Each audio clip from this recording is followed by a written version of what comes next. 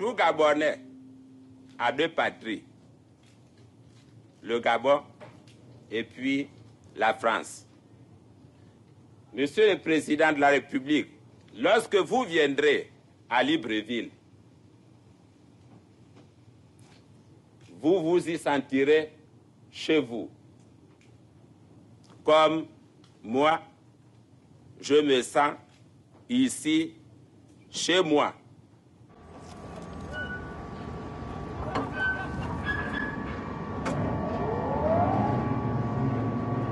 Au Gabon, c'est le bois, et en particulier l'okoumé avec lequel on fabrique le contreplaqué, qui a fait la richesse des colons français.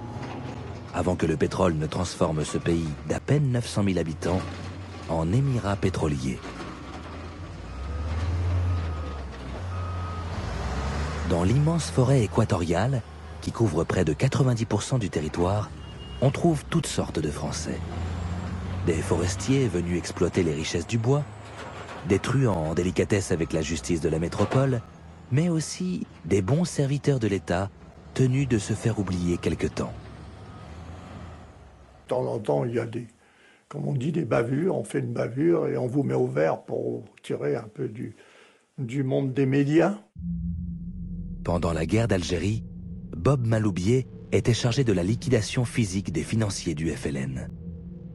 Pour remplir sa mission, il fait appel à des truands. Écarté des services secrets, après l'échec d'une mission révélée au grand public, il est discrètement envoyé au Gabon, où il va très bien s'adapter. Je me suis retrouvé forestier au Gabon. Le Gabon, c'était une fraternité, vivait du bois pratiquement uniquement. Le pétrole avait commencé dans les années 56-57, c'était le tout début. Donc on vivait du bois, du petit commerce, etc. On pensait que Libreville était une toute petite ville, Port-Gentil une toute petite ville. Tout le monde se collait, là. Il y avait des vieux coloniaux qui étaient là depuis 30 ou 40 ans, qui connaissaient tout le monde, qui tapaient sur le dos de tous les copains, noirs ou blancs. C'était même pas une colonie, je sais pas, c'était une espèce de village, si vous voulez, un village franco-africain, le Gabon. Les Français y sont effectivement omniprésents. Car la France truffe les entourages des nouveaux présidents de coopérants à tous les niveaux, dans tous les ministères et les grandes entreprises. Au Gabon, Jacques Pigault est chargé d'encadrer le nouveau président Léomba. Je suis arrivé tout de suite après l'indépendance et j'ai immédiatement commencé avec le président Léomba qui m'a dit « Tout ce qui est administratif, maintenant c'est vous qui vous en occupez, je ne veux pas en entendre parler. » Et ça va même très loin parce que même les ministres qui souhaitaient le voir, fallait qu'ils passent pratiquement par mon bureau pour me donner le motif de leur demande d'audience ou autre chose.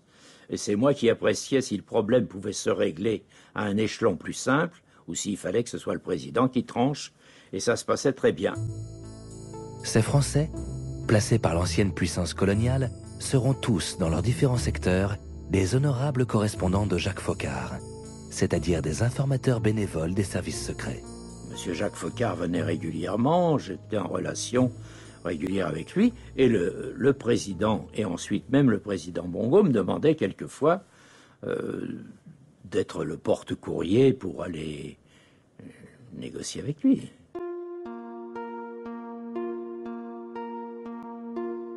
Au bout d'un an, le président Léomba, à qui je rends hommage, m'a vraiment considéré comme un membre de sa famille, j'allais dire presque un fils adoptif.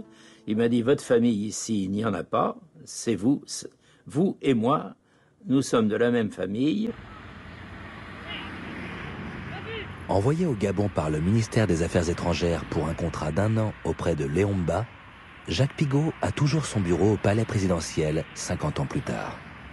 L'attachement est viscéral et total l'incapacité de résister aux présidents africains qui ne rêvent que d'établir des liens familiaux indissolubles pour mieux s'attacher ces Français que la métropole a placés à leur côté. Mais pour la population gabonaise, la décolonisation est un mythe et le président une potiche au service de l'ancienne métropole. Le 19 février 1964, une centaine de militaires s'emparent du chef de l'État, Léomba, et le traîne à la télévision pour qu'il annonce lui-même sa destitution. Ayant envahi puis mis à sac le palais présidentiel dans la nuit de lundi à mardi, des éléments de l'armée gabonaise s'emparaient de la personne du président Léomba qui était contraint de démissionner mardi matin.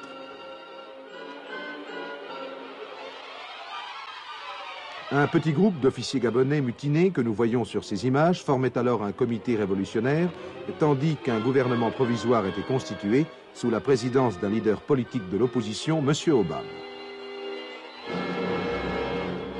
Des coups d'État, l'Afrique va en connaître des dizaines durant ces 50 années post-coloniales. La France va les combattre, les provoquer ou les tolérer selon la personnalité des dirigeants en cause et leur degré de docilité aux intérêts français. Au Gabon, Paris décide d'intervenir immédiatement. Jacques Foccart m'a dit, il y a un avion qui vous attend à Villacoublay et vous partez à 5 heures. Mission, vous remettez M. Léomba sur son fauteuil s'il est toujours vivant. Mémoire de Jacques Foccart. Vers 7 heures du matin, j'ai rendu compte au général qui a donné son accord pour l'intervention.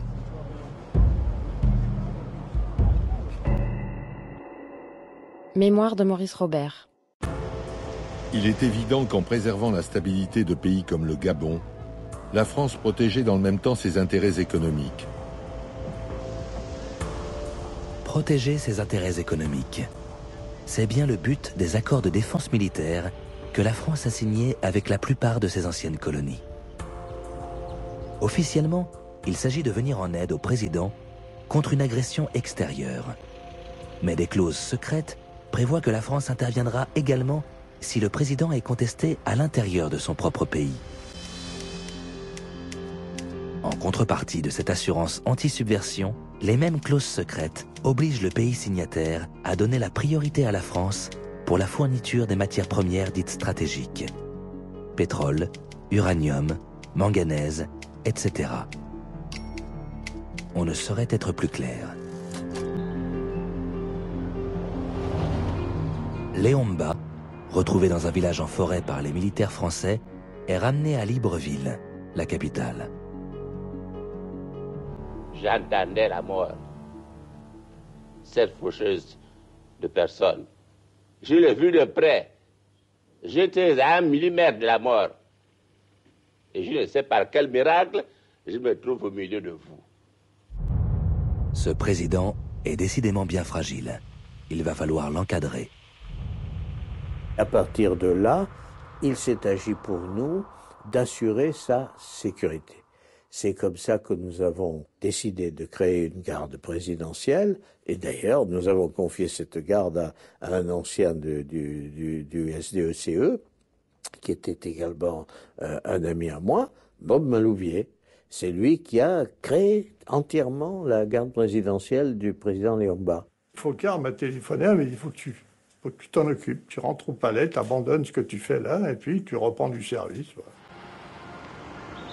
Il fallait un encadrement. Je suis allé voir le préfet de police à Paris.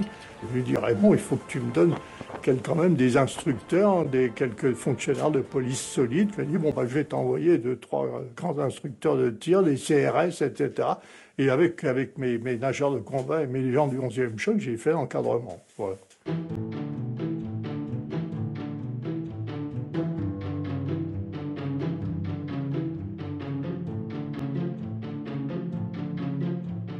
C'est pas évident de prendre des gens qui viennent de leur cambrousse et de leur expliquer comment on doit organiser, protéger un président, voire un voyage officiel.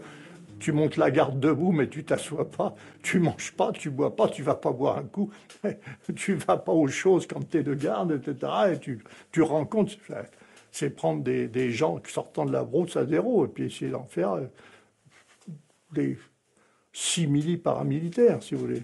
Donc ça se fait lentement. Mais protéger le président d'un éventuel nouveau coup d'État ne suffit pas. Jacques Foccart décide de le contrôler au plus près par un de ses hommes de confiance. Monsieur Foccart me convoque dans son bureau et me dit « Maurice, vous partez au Gabon, comme ambassadeur. » Monsieur Foccart avait donc le pouvoir de nommer les ambassadeurs. Le pouvoir de désigner les gens qui devaient être nommés ambassadeurs. Entre le nouvel ambassadeur et son patron occulte, Jacques Foccart, la ligne est directe. La cellule Afrique de l'Élysée est un État dans l'État qui court-circuite les instances étatiques traditionnelles. Bien des fois, moi je rendais compte à M. Foccart de certaines choses. Je ne rendais pas compte au ministère des Affaires étrangères parce que j'étais sûr qu'aux Affaires étrangères, je tomberais sur un type qui n'y comprendrait rien. Mais dès cette époque, la fragilité psychologique et la maladie du président Léomba inquiètent. Et Jacques Foccart décide la mise en orbite d'un petit jeune prometteur, Albert Bernard Bongo, qui est déjà le directeur de cabinet du président. Quand on a vu avec M. Foccart que la santé du président Léomba faiblissait tout doucement, on a fait une mise en scène à l'ambassade du Gabon à Paris, en faisant venir un certain nombre de Gabonais.